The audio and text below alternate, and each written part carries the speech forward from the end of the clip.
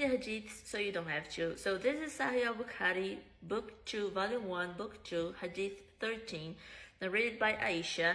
Whenever Allah's Messenger ordered the Muslims to do something, he used to order them deeds which were easy for them to do, according to their strength and endurance.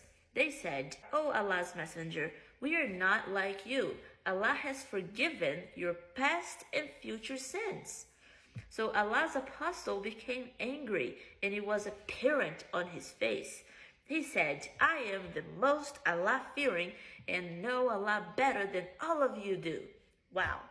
He got offended because the Muslim said, "Well, we're not like you. You have an advantage. Allah has forgiven your past and future sins." That's interesting because Muhammad, he committed so many sins, so many. But, he got an easy pass because he knew Allah more than any of us, right?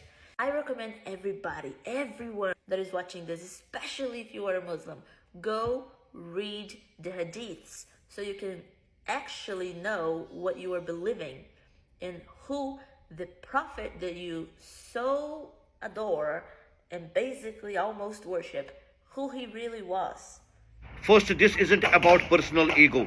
This is Prophet Muhammad sallallahu alaihi wasallam, the same man who was insulted, mocked, had stones thrown at him, and didn't react out of ego. So if he shows anger here, it's not because his feelings were hurt. It's because something dangerous in belief was said.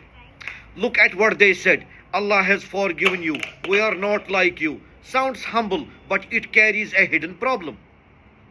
It implies we understand religion better for ourselves. We should do less. Your standard doesn't apply to us.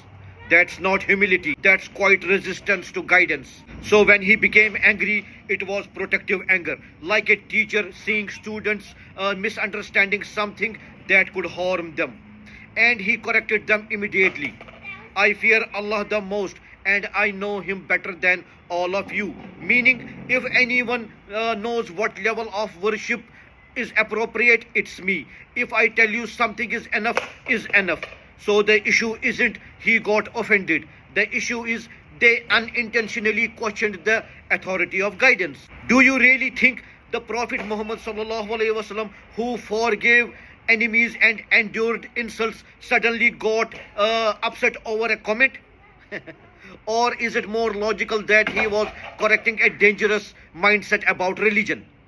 And that's the key. This hadith is not about emotion. It's about submission versus subtle arrogance.